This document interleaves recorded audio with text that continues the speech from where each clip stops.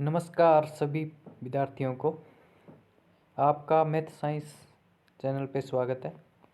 आज अपने बात करेंगे कक्षा 6 की एनसीईआरटी जो न्यू सिलेबस है उसके अकॉर्डिंग छठी क्लास साइंस लगभग complete chapter important fact only, यानी छठी क्लास के इम्पोर्टेंट नोट्स है जो साइंस के एनसीईआरटी बुक के, वो जो मेरे हाथ से तैयार किए गए हैं उनको आपके सामने आज बताया जाएगा।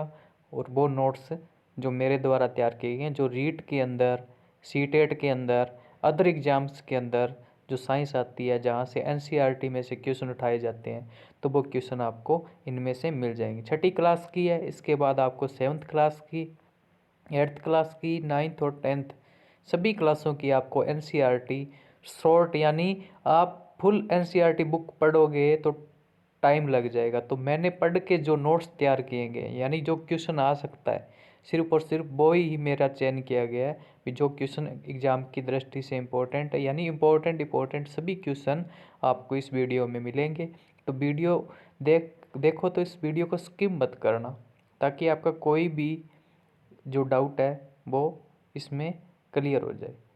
तो वीडियो शुरू करने से पहले मैं ये कहना चाहूँगा, अगर आप एनसीईआरटी साइंस करना चाहते हो और मैथ करना चाहते हो, प्लस में अदर गवर्नमेंट एग्ज़ाम कि किसी भी प्रकार की मैथ साइंस की जो प्रिपरेशन करना चाहता है, उनको ये वीडियो शेयर कर देना, ताकि वो अपने कम समय के अंदर सिर्फ और सिर्फ 12 पेज है, 12 पेज के अंदर पूरी एनसीईआरटी साइंस आपको यहाँ पे करवाई जाएगी।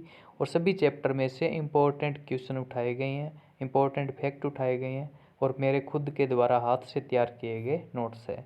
तो अपने चलते हैं डायरेक्ट अब वीडियो पे, और वीडियो स्किप किए बिना पूरा देखना। और जो रीट की तैयारी कर रहे हैं, स्पेशल सीटेट की तैयारी कर रहे हैं, उनके लिए यह वीडियो बहुत खास है। तो रीट की जो प्री रीट है चाहे मेंस रीट है, दोनों में ये वीडियो काम आएगी। लेवल 1 के लिए और लेवल 2 के लिए, दोनों के लिए यह वीडियो बहुत ही फायदेमंद होने वाली है। रीट लेवल 1 में भी साइंस आती है, रीट लेवल 2 में तो मुख्य परीक्षा में साइंस आनी है, और मेन में भी आएगी और प्री में भी आएगी, दोनों में ये वीडियो काम आने वाली है। तो आप इसको कम समय में आप इस पूरा सिलेबस रिवाइज कर सकते हो। तो चलते हैं अपने फर्स्ट चैप्टर की ओर। पहला चैप्टर है भोजन कहाँ से आता है। पहला चैप्टर है भोजन कहाँ से आता है। सिर्फ इम्पोर्टेंट क्वेश्चन उठाए गए हैं। तो इसमें पहला जो क्वेश्चन बना, बाघ किस प्रकार का प्राणी है। तो बाघ एक मांसाहारी प्राणी है। तोता किस प्रकार का प्राणी है। तो तोता एक क्या है, तोता अपने पास है पादप उत्पाद। कौन सा, पादप उत्पाद है। इसके बाद है जो दूध एक उत्पाद है। दूध कौन सा उत्पाद है, जंतु उत्पाद है। हमें चीनी मिलती है, कहाँ से मिलती है, गन्ने से मिलती है। बस पहले चैप्टर के अंदर इतनी क्वेश्चन है, भोजन कहाँ से आता है। एक चैप्टर आपका कंप्लीट होता है, 4 ही क्वेश्चन बन रहे हैं। कक्षा 6 की बुक में आप उठा के देख लेना, इंपॉर्टेंट क्वेश्चन यही है, तो ये आप देख सकते हो। इसके बाद अपने बात करें दूसरे चैप्टर की ओर। भोजन के घटक, हमारे भोजन के घटक है कार्बोहाइड्रेट, वसा, प्रोटीन, विटामिन, खनिज, लवण, व इसके अलावा रुक्षांश व जल भी होते हैं। यानी रुक्षांश, जल, ये सारे के सारे अपने भोजन के घटक है। भोजन का मुख्य अवयव कार्बोहाइड्रेट किस रूप में अधिकतर होता है। यानी भोजन का मुख्य अवयव कार्बोहाइड्रेट है, वो किस रूप में अधिकतर होता है। तो शर्करा और मंड के रूप में ये अधिकतर पाया जाता है, शर्करा और मंड के रूप में। नेक्स्ट है शर्करा और मंड के रूप में अपने भोजन के जो कार्बोहाइड्रेट रूप है, जो मुख्य अवयव हैं, ये पाए जाते हैं। इसके बाद मंड परीक्षण कैसे किया जाता है। स्टार्च या मंड में तनु आयोडीन मिलाया जाता है, जिसके कारण क्या हो जाता है, इसका रंग नीला या काला हो जाता है। यानी मंड परीक्षण के अंदर स्टार्च या मंड के अंदर तनु आयोडीन मिलाया जाएगा और इसका रंग नीला या काला हो जाता है। ये इंपॉर्टेंट है, नीला और काला, ये याद रखना। मंड परीक्षण करते हैं, उसके अंदर तनु आयोडीन मिलाने से मंड के अंदर इसका रंग कैसा हो जाता है, नीला या काला हो जाता है। प्रोटीन परीक्षण करेंगे तो प्रोटीन के अंदर 2 बूंदे कॉपर सल्फेट की डालेंगे और 10 बूंद कास्टिक सोडा, यानी 2 बूंद किसकी, कॉपर सल्फेट की, 10 बूंद कास्टिक सोडा की डालेंगे तो रंग हो जाता है बैंगनी। उसके बाद वसा परीक्षण करेंगे। वसा को कागज में लपेट कर कूटिए तथा यदि कागज चिकना हो जाए तथा प्रकाश उसमें से धुंधला दिखे तो वसा उपस्थित होती है। यानी आपको क्या करना है, वसा को कागज में लपेट कर कूटना है। अगर कागज चिकना हो जाए और उसमें से आपको धुंधला दिखाई दे तो वसा उपस्थित होती है। ये वसा परीक्षण हो गया। कार्बोहाइड्रेट मुख्य रूप से हमारे शरीर को ऊर्जा प्रदान करती है। तो अपने शरीर को मुख्य रूप से ऊर्जा कौन प्रदान करता है? कार्बोहाइड्रेट प्रदान करती है, ध्यान रखना। कार्बोहाइड्रेट तथा वसा की समान मात्रा में, और कार्बोहाइड्रेट से वसा ज़्यादा ऊर्जा प्रदान करती है, यानी कार्बोहाइड्रेट और वसा की समान मात्रा हो। अब मान के चलो अपने शरीर के अंदर कार्बोहाइड्रेट और वसा दोनों समान मात्रा में है, तो कौन सबसे ज़्यादा ऊर्जा प्रदान करेगा? तो वसा है, वो कार्बोहाइड्रेट से ज़्यादा ऊर्जा प्रदान करेगी। याद रखना, इंपॉर्टेंट क्वेश्चन। वसा तथा प्रोटीन की जरूरत शरीर की वृद्धि तथा स्वस्थ रहने के लिए जरूरत होती है, यानी वसा और प्रोटीन शरीर की वृद्धि के लिए और स्वस्थ रहने के लिए अपने जरूरी है। उसके बाद प्रोटीन युक्त भोजन प्राय शरीर वर्धक भोजन कहलाता है। जिसमें प्रोटीन होगा वो शरीर की वृद्धि में सहायक करेगा। तो शरीर वर्धक भोजन में क्या होता है? मुख्य प्रोटीन होता है। उसके बाद विटामिन शरीर को रोगों से रक्षा दिलाता है तथा आंख, अस्थि, दांत, मसूड़ों को स्वस्थ बनाता है। विटामिन कौन कौन से होते हैं? ए, बी, सी, डी, ई, के होते हैं। विटामिनों के समूह को विटामिन बी कॉम्प्लेक्स कहते हैं। विटामिन ए त्वचा व आंख को स्वस्थ रखता है। विटामिन सी रोगों से लड़ने में मदद करता है। विटामिन डी हड्डियों व दांतों के लिए तथा कैल्शियम का उपयोग करने में शरीर की सहायता करता है। उसके बाद आहारी रेशे हैं, वो क्या कहलाते हैं? रुक्षांश कहलाते हैं। रुक्षांश के स्रोत क्या होते हैं? खाद्यान्न, दाल, आलू, ताज़ा फल, सब्जी आदि होती है। रुक्षांश बिना पचे भोजन को शरीर से बाहर निकालने में मदद करता है, यानी बिना पचे हुआ जो भोजन होता है उसको शरीर से बाहर निकालता है। कौन निकालता है? फाइबर्स यानी रुक्षांश। भोजन पकते समय गर्मी से विटामिन सी नष्ट हो जाता है, यानी भोजन पकते समय उसके अंदर जब अपने गर्म करते हैं तो उस गर्मी से क्या नष्ट हो जाता है? विटामिन सी नष्ट हो जाता है। उसके बाद विटामिन कमी से होने वाले रोग और लक्षण। विटामिन ए की कमी से क्षीणता या दृष्टिहीनता रोग हो जाता है। रतौंधी रोग, कमी से रोग और लक्षण होता है रतौंधी, दिखाई नहीं देता। विटामिन बी1 बेरी रोग होता है। दुर्बल मांसपेशियां और ऊर्जा की कमी होती है। विटामिन सी से सक्रिय रोग हो जाता है। मसूड़ों से खून आना, घाव न भरना। विटामिन डी से रिकेट्स हो जाता है। बच्चों में होने वाला रोग रिकेट्स है। और अस्थियां मुलायम होकर मुड़ना प्रारंभ कर देती है। उसके बाद खनिज और विकार और लक्षण। मुख्य खनिज, उसके रोग और लक्षण। कैल्शियम अस्थि क्षय और दंत क्षय होता है। आयोडीन की कमी से घेंगा रोग हो जाता है, जिसे गाइटर बोलते हैं। घेंगा रोग के लक्षण क्या होते हैं? गर्दन फूलना और बच्चों में मानसिक विकलांगता आ जाती है। लोहा है, उसके अंदर अरक्तता या एनीमिया हो जाता है, यानी लोहा एफ ही होता है इसका प्रतीक, उसके कारण अरक्तता या एनीमिया हो जाता है। उसके बाद शरीर के मुख्य पोषक। शरीर के मुख्य पोषक की ओर बात करेंगे तो देख लेना आप, कार्बोहाइड्रेट, वसा, प्रोटीन, विटामिन, खनिज, लवण, आहारी रेशे, जल होता है। ऊर्जा देते हैं कौन कौन देते हैं? कार्बोहाइड्रेट और वसा देते हैं। शरीर वृद्धि व अनुरक्षण में कौन सहायता, यानी शरीर की वृद्धि में और अनुरक्षण के लिए प्रोटीन और खनिज लवण सहायक है। रोगों से कौन रक्षा करता है? विटामिन करता है। संतुलित आहार में ये भी जरूरी होते हैं। कौन कौन से संतुलित आहार में? रुक्षांश और जल भी जरूरी होता है। उसके बाद लेसन 3 के दो लेसन हो गए अपने। दोनों लेसनों में इतने इंपॉर्टेंट क्वेश्चन है, और बाकी आप उठा के देख लेना बुक, और कोई इंपॉर्टेंट क्वेश्चन हो तो मुझे बता देना। मेरे को तो कोई लगा नहीं, मैंने अपने हाथ से नोट्स तैयार किए, तो मेरे को इंपॉर्टेंट जो लगे हैं वो मैंने बता दिया। शॉर्ट नोट्स है, आप अच्छे से अपनी कंपटीशन में एनसीईआरटी साइंस कंप्लीट कर सकते हो। इसके बाद आपको 7th क्लास की वीडियो मिलेगी। पार्ट 3 है तंतु से वस्त्र तक। वस्त्र बनते हैं किससे? धागों से। धागे बनते हैं तंतुओं से। प्राकृतिक तंतु सूती, जूट, रेशम, ऊन होते हैं। पादपों से कौन कौन से तंतु प्राप्त होते हैं? रुई, जिसको क्या बोलते हैं? सूत बोलते हैं। जूट होता है, उसको बोलते हैं पटसन। जंतुओं से क्या प्राप्त होता है? ऊन और रेशम प्राप्त होता है। ऊन किससे प्राप्त होती है? भेड़ अथवा बकरी, खरगोश के बाल, याक के बाल, ऊंट के बाल। रेशम तंतु रेशम कीट के कोकून से प्राप्त होते हैं। संश्लेषित या कृत्रिम तंतु क्या होते हैं? संश्लेषित क्या होता है? जो मानव द्वारा निर्मित होते हैं। ये आएंगे पॉलिएस्टर, नायलॉन और एक्रिलिक। रुई या कपास। रुई या कपास के लिए बात करें, अनुकूल मिट्टी व जलवायु, यानी रुई और कपास जो के लिए अपने पास मिट्टी कैसी होनी चाहिए और जलवायु कैसी होनी चाहिए? काली मिट्टी होनी चाहिए, उष्ण जलवायु होनी चाहिए। कपास तंतु बिनोले बीज पर लगे होते हैं, यानी कपास के तंतु बिनोला होता है उसके बीज पर लगे होते हैं। कपास को हस्तचयन द्वारा प्राप्त किया जाता है। बीजों से रुई अलग कंकतन विधि द्वारा, कंकतन विधि से करते हैं, यानी बीजों से अपने रुई को किस विधि से करते हैं? कंकतन विधि से करते हैं, जिसे कपास ओटना कहते हैं। यानी कपास ओटना में कौन सी विधि काम में ली जाती है? कंकतन विधि, यानी बीजों से रुई अलग करना कंकतन विधि कहलाता है, और कपास ओटना कहते हैं, इसको याद रखना। जूट या पटसन पादप कौन सा होता है? इसमें पटसन होता है। पटसन पादप पुष्पन अवस्था में काटा जाता है, यानी पुष्पन अवस्था में ही इसको काट लिया जाता है। काटकर पादप के तनों को कुछ दिनों तक जल में डुबोकर रखते हैं, बाद में पटसन तंतु हाथों से अलग करते हैं। बाद में इन पटसन तंतुओं से धागा बनाया जाता है, फिर वस्त्र बनाते हैं। नेक्स्ट जो है रेशम। रेशों से धागा बनाने की क्रिया क्या कहलाती है? रेशों से धागा बनाने की प्रक्रिया कताई कहलाती है। कताई की युक्ति हस्त कला हस्तकवा जिसे लकड़ी तकली कहते हैं। हस्त तकुआ जिसे क्या कहते हैं, तकली कहते हैं। अन्य युक्ति क्या होता है, चरखा, यानी कताई करने की युक्ति होती है। एक तो होता है हस्त तकुआ जिसे तकली कहते हैं, और अन्य युक्ति होती है चरखा। खादी एवं ग्रामोद्योग आयोग की स्थापना कब की गई थी, 1956 ईस्वी में की गई थी। खादी और ग्रामोद्योग आयोग की स्थापना 1956 ईस्वी में की गई थी। इंपॉर्टेंट क्वेश्चन है, ध्यान रखना। बुनाई क्या कहते हैं, धागे के दो सेटों को आपस में व्यवस्थित करके वस्त्र बनाने की प्रक्रिया बुनाई या वीविंग कहलाती है। वस्त्रों की बुनाई करके वस्त्रों की बुनाई करंदों से की जाती है। उसके बाद एकल धागे की बुनाई नीटिंग होती है। एकल धागे की बुनाई करना नीटिंग कहलाता है। और उसके बाद फ्लेक्स एक प्रकार का क्या होता है, पादप होता है जिससे प्राकृतिक तंतु प्राप्त होते हैं। यानी फ्लेक्स एक प्रकार का ऐसा पादप है जिससे प्राकृतिक तंतु प्राप्त होते हैं। उसके बाद देखो, कपास गोलक से ओटना विधि से रेशे प्राप्त किए जाते हैं, और रेशे से कताई के द्वारा धागे बनाए जाते हैं। धागे से बुनाई करेंगे तो वस्त्र बनेगा, बंधाई करेंगे तो भी वस्त्र बनेगा। सूती तंतु जलते हैं। सूती तंतु देखना, ये इंपॉर्टेंट क्वेश्चन है। सूती तंतु जलते हैं, सिकुड़ते हैं, वह पिघलते नहीं है।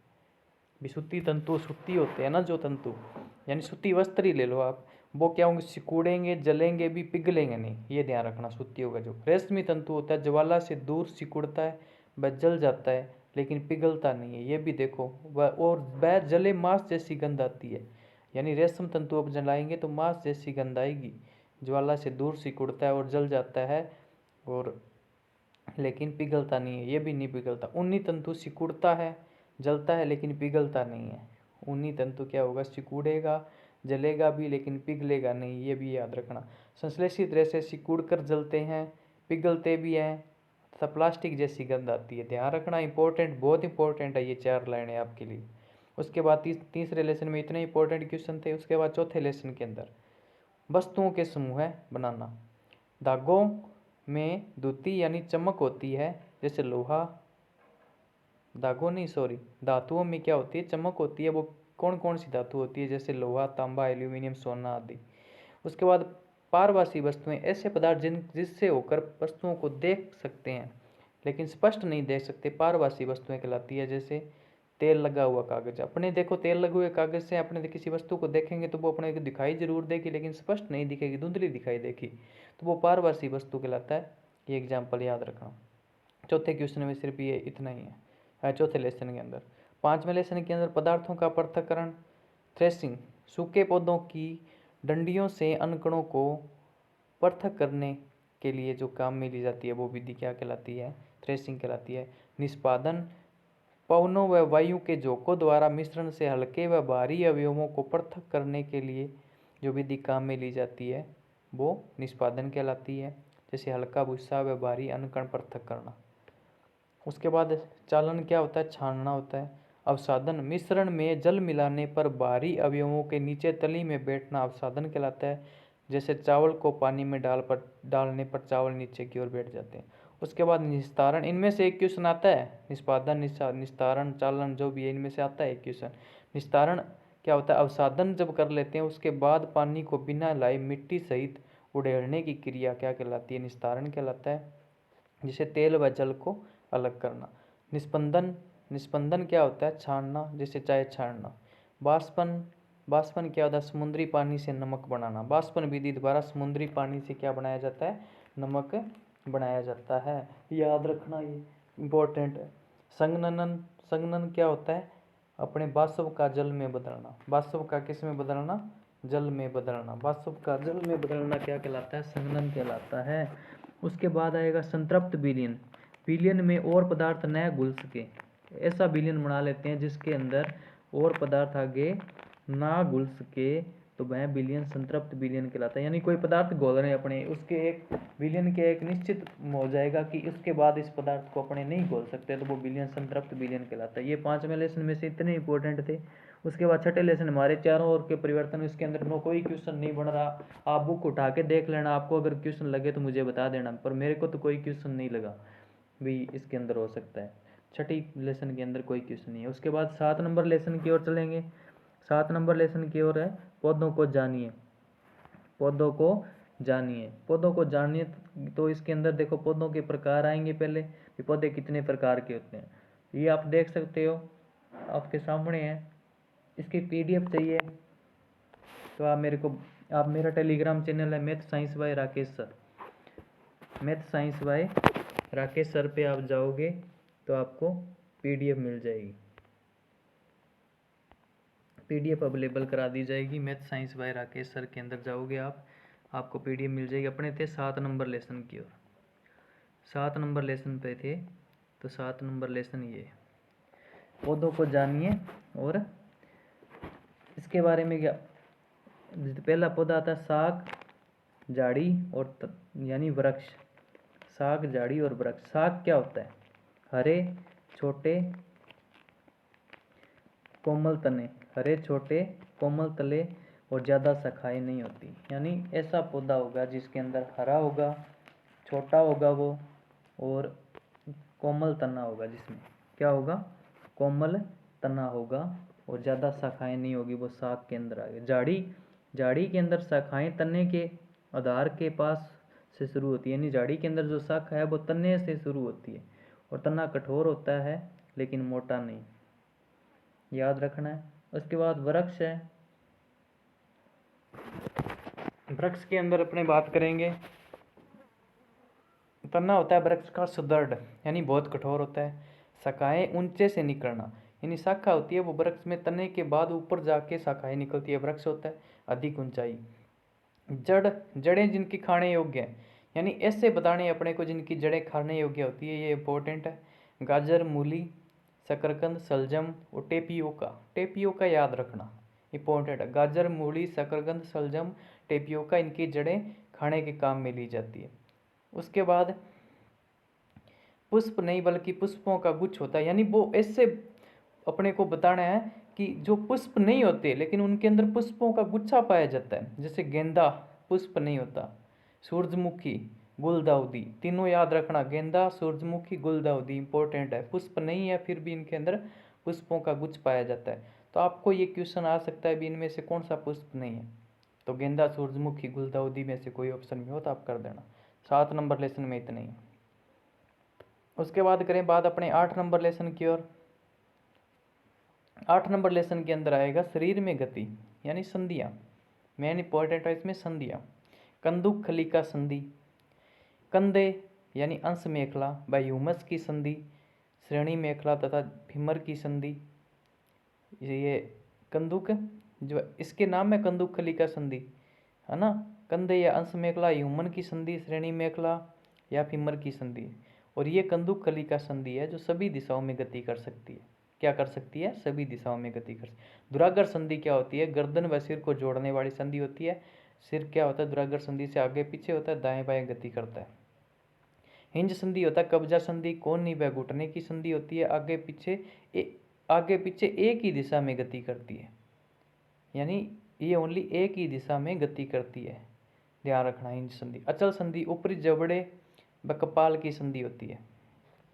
एक्सरे चित्र से हमें शरीर की कठोर अस्थियों की आकृति का पता चलता है। कलाई छोटी छोटी अनेक अस्थियों से बनी होती है जिन्हें कार्पल्स बोलते हैं, ध्यान रखना। कलाई होती है अपने कलाई होती है हाथ की, छोटी छोटी अनेक अस्थियों से बनी होती है जिसको कार्पल्स बोलते हैं, याद रखना। वक्ष का शंकुरूपी वक्षा, पसली पिंजर जिसमें 12 जोड़ी क्या होती है? पसलियाँ होती है। मेरुदंड रीढ़ की हड्डी कितनी कशेरुकाओं से बनी होती है? 33 से, इंपॉर्टेंट है। उपास्थि क्या होता है? कंकाल का अंग जो हड्डियाँ जितनी कठोर नहीं होता, यानी कंकाल का अंग होता है वो हड्डियों जितना कठोर नहीं होता, इसे मोड़ा जा सकता है। जैसे कर्णपाली शरीर की संधियों में उपास्थि पाई जाती है। कर्ण यानी कान के अंदर और शरीर की संधियों के अंदर उपास्थि पाई जाती है। अस्थि को गति प्रदान करने के लिए 2 पेशियां संयुक्त रूप से कार्य करती है, यानी अपनी अस्थि होती है उसको गति प्रदान करने के लिए कितनी पेशियां संयुक्त रूप से कार्य करती है? 2 पेशियां, याद रखना।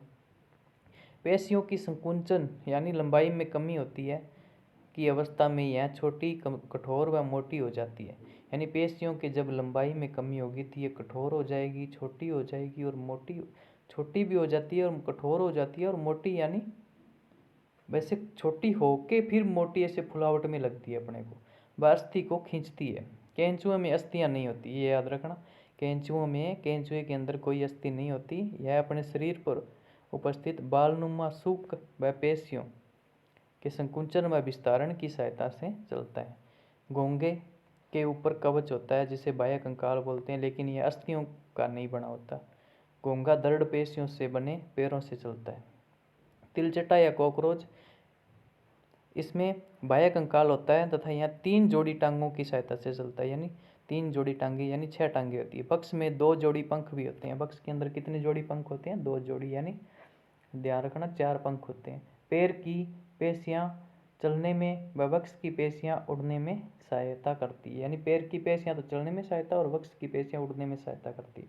पक्षी, इनकी अस्थियों में वायु प्रकोष्ठ होते हैं। इनकी अस्थियों में वायु प्रकोष्ठ होते हैं, अस्थियाँ होती हैं, इसका मतलब पक्षी के अंदर जिसमें अस्थियाँ हल्की होती है।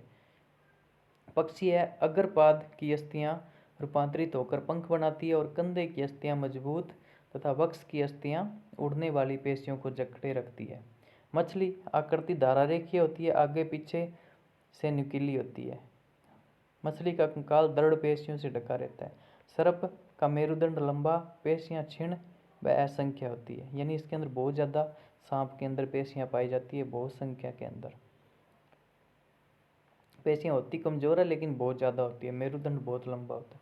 इंपॉर्टेंट जो 2 इंपॉर्टेंट फैक्ट है, अरस्तु की पुस्तक थी गेट ऑफ एनिमल्स, शरीर की गतियों से संबंधित थी। गेट ऑफ एनिमल्स, शरीर की गतियों से संबंधित पुस्तक की किसने दी थी?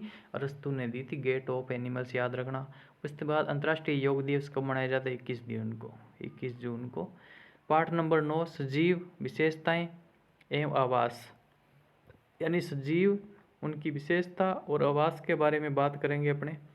ऊंट होते हैं, ऊंट के पैर लंबे होते हैं गर्म रेत से दूरी के लिए, यानी ऊंट के पैर लंबे क्यों होते हैं? गर्म रेत पे चलते हैं तो उनकी दूरी बनाए रखते हैं। मूत्रोत्सर्जन बहुत कम करते हैं, मल शुष्क होता है, पसीना नहीं आता इनको। मछली है, शरीर धारारेखीय है, शरीर पर चिकने सल्क सुरक्षा व सुगम गति के लिए और श्वसन के लिए गिल या कलोम होते हैं। अनुकूलन क्या होता है? विशिष्ट संरचना व स्वभाव की उपस्थिति जो पादप या जंतु को उसके प्रवेश में रहने के योग्य बनाती है, वो अनुकूलन कहलाता है। यानी कोई प्रवेश है, कोई वातावरण है, उसके अंदर वो कैसे रहेगा, उसकी जो विशिष्ट संरचना होती है वो क्या? अनुकूलन कहलाता है। पर्यानुकूलन यानी अल्प अवधि में किसी जीव को शरीर में होने वाले छोटे छोटे परिवर्तन होते हैं, जैसे मैदानी लोग पहाड़ों पर जाने पर सांस तेज गति से लेते हैं लेकिन कुछ दिन रहने के बाद सामान्य हो जाना, ये पर्यानुकूलन कहलाता है।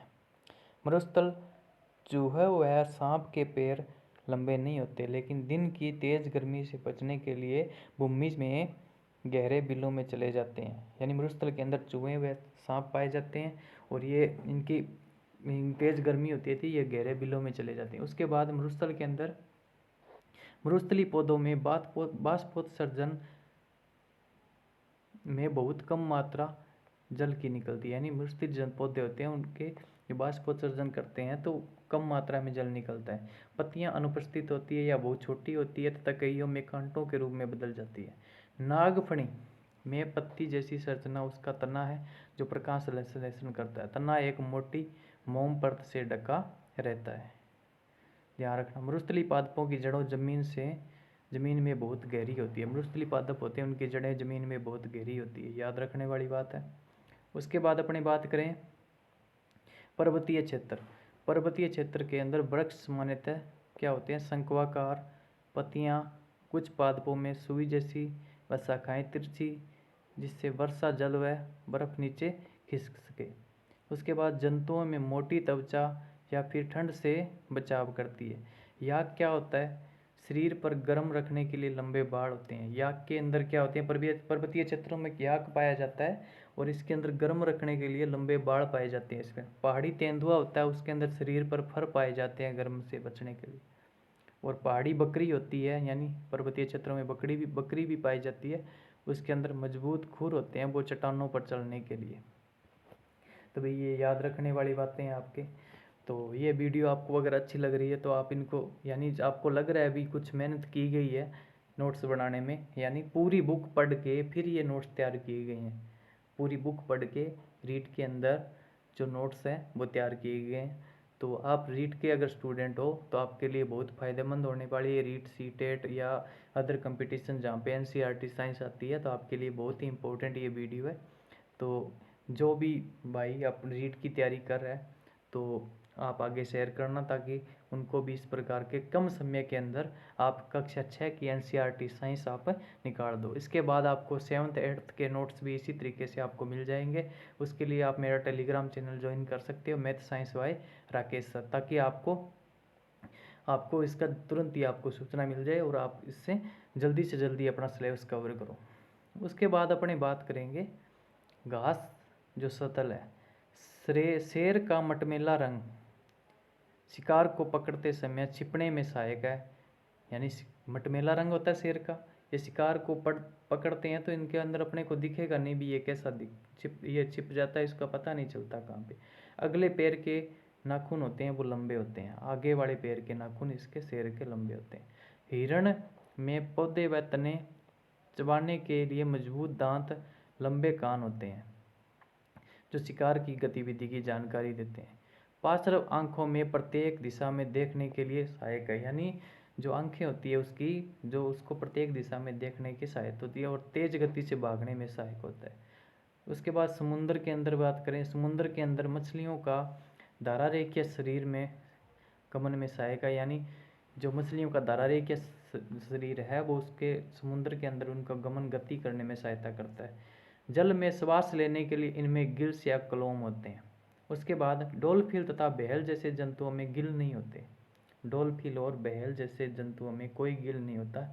ये सिर पर स्थित नासाद्वार यानी बात रंध्रों से सांस लेते हैं, यानी इसके अंदर सांस लेने के लिए कोई गिल नहीं होता। इनके सिर के ऊपर नासाद्वार होते हैं, बात रंध्र होते हैं, उससे ये श्वास लेते हैं।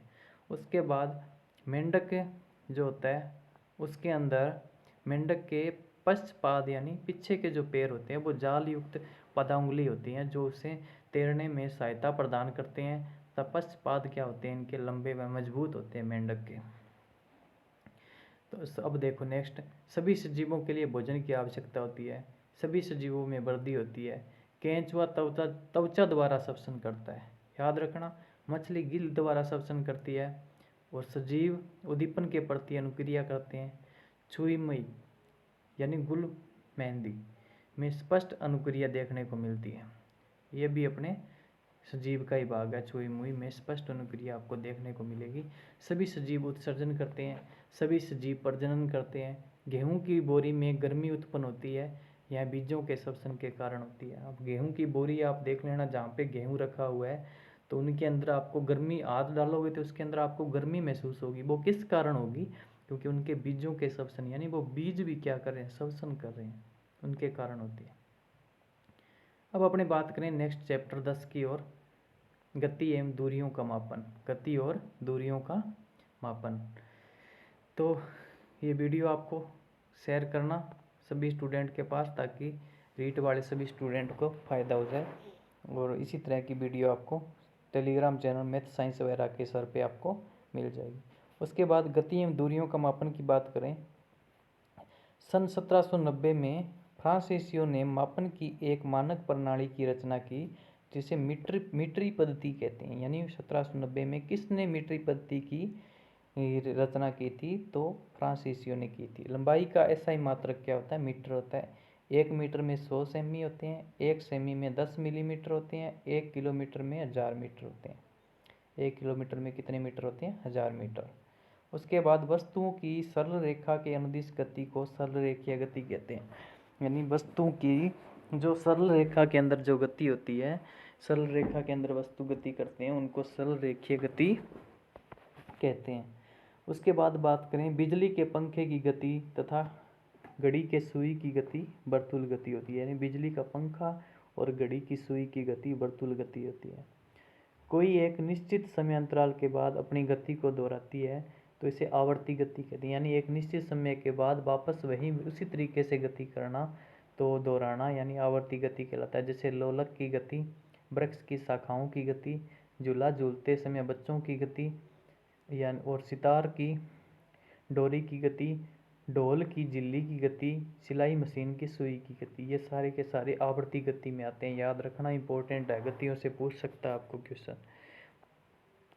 उसके बाद फर्श पर लुढ़कती गेंद सरल रेखीय गति के साथ साथ घूर्णन गति भी करती है।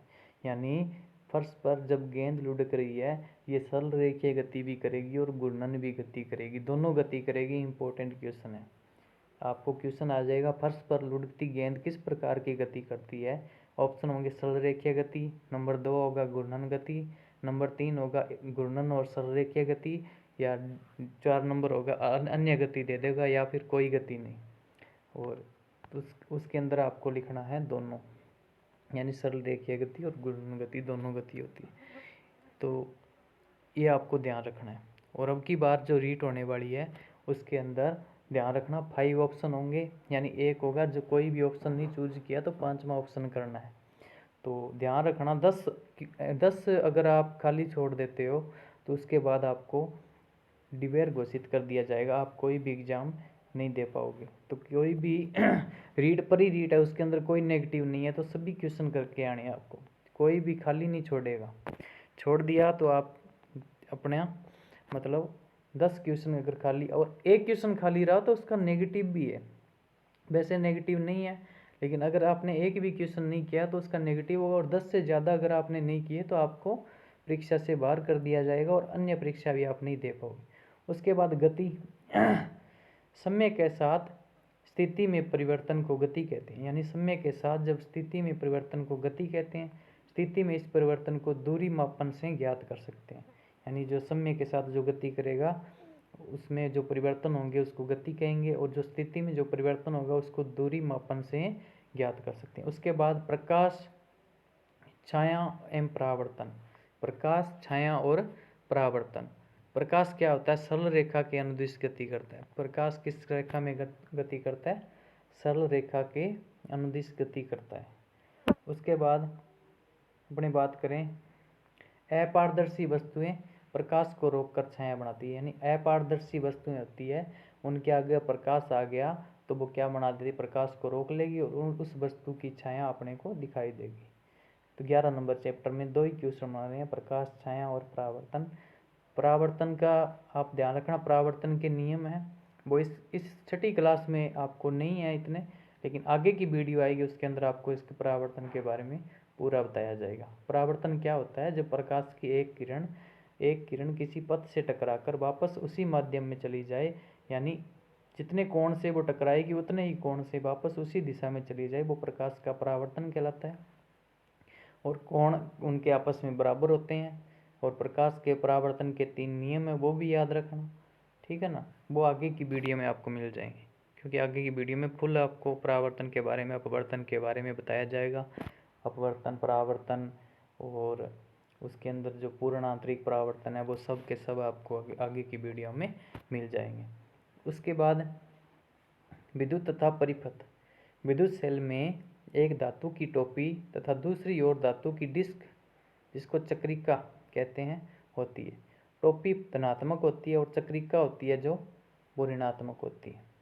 विद्युत सेल में संचित रासायनिक पदार्थ से सेल विद्युत उत्पन्न करता है। रासायनिक पदार्थ के उपयोग के बाद विद्युत सेल विद्युत पैदा करना बंद कर देता है। यानी उसके अंदर रासायनिक सेल होता है, उसके अंदर संचित रासायनिक पदार्थ से वो सेल है विद्युत उत्पन्न करता है। जब ये पदार्थ का उपयोग कर लिया जाएगा तो वो विद्युत देना बंद कर देगा, यानी धारा देना बंद कर देगा। ये विद्युत सेल होता है, ध्यान रखना। उसके बाद अपनी बात करें विद्युत जो होता है, विद्युत धारा दिशा विद्युत सेल के प्लस टर्मिनल यानी धनात्मक सिरे से ऋणात्मक सिरे यानी ऋण टर्मिनल की ओर होती है। यानी प्लस सिरे से धारा निकलेगी और ऋणात्मक की ओर गति करेगी। ये आ गया। अपने 12 नंबर चैप्टर कंप्लीट है। यानी अपने देखो 12 चैप्टर अपने कंप्लीट कर लिए साइंस के एनसीईआरटी बुक के, तो आपको इधर उधर भटकने की ज़रूरत नहीं पड़ेगी। अगर आप इस वीडियो को देख लिए तो आपको किसी भी प्रकार की एनसीईआरटी पढ़ने की ज़रूरत नहीं है। ये एनसीईआरटी पढ़ के ही नोट्स तैयार किए गए हैं।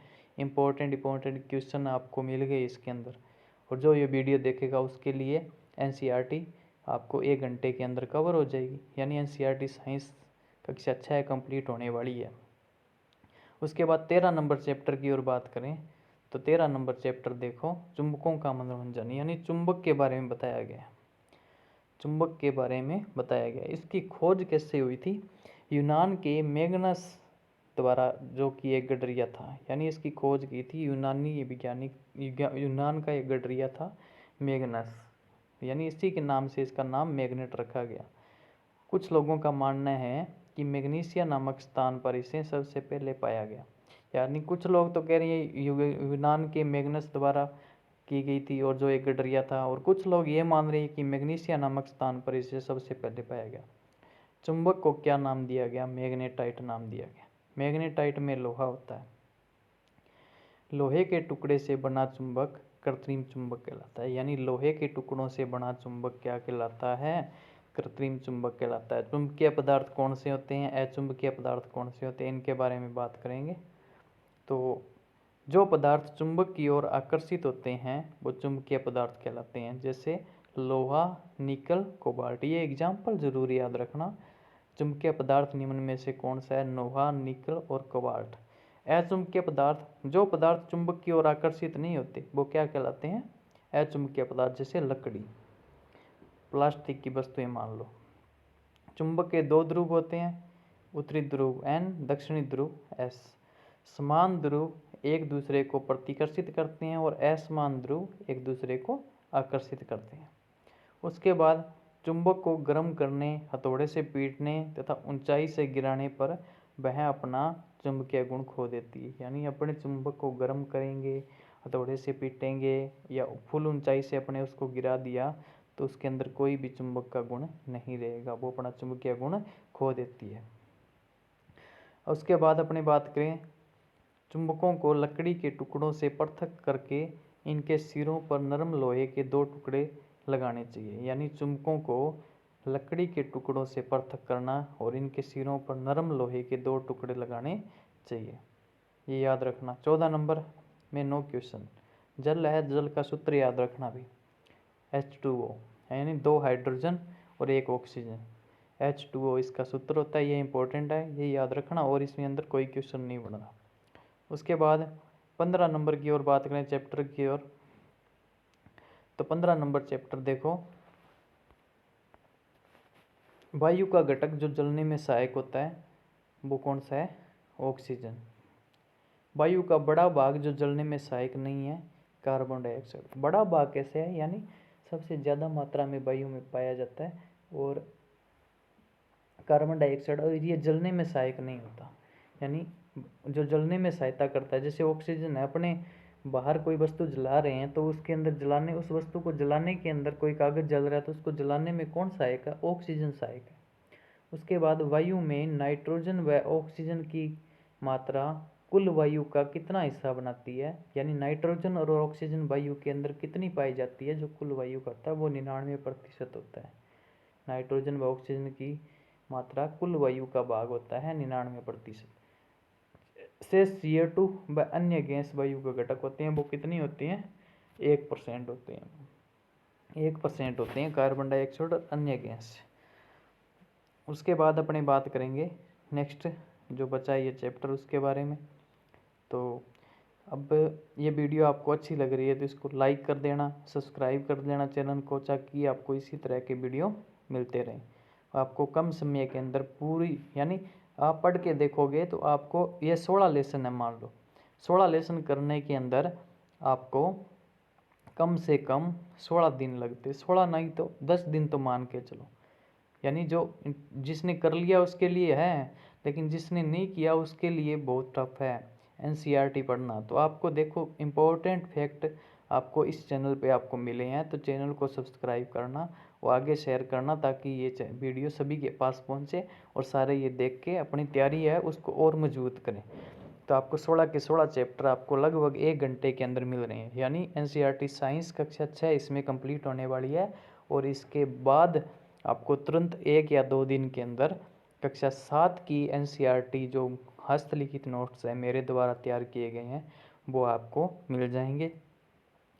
और इसके बाद अब देखो, पिछली बार जो रीट हुई थी उसके एग्ज़ाम के अंदर जो साइंस है वो NCERT में से तो क्वेश्चन आए थे। उसके बाद जो कक्षा अदर क्वेश्चन, जो कुछ क्वेश्चन ऐसे थे जो कक्षा 11-12 से उठाए गए थे, तो वो भी आपको वीडियो ज़रूर मिलेगी। कक्षा 11-12 के जो भी इम्पोर्टेंट फैक्ट निकलेंगे वो भी आपको वीडियो मिल जाएगी। यानी अन्य साइंस इस एनसीईआरटी के अलावा जो क्वेश्चन आए वो भी आपको वीडियो बहुत जल्द अवेलेबल इस चैनल पे करवाई जाएगी। अगर आपको ये वीडियो अच्छी लग रही है, यानी आपको लग रहा है अभी कुछ मेहनत की गई है, तो आप इस वीडियो को आगे शेयर करो ताकि रीट वाले विद्यार्थी इस वीडियो को देख सकें और रीट के अंदर अपना अच्छा स्कोर लेके आएँ।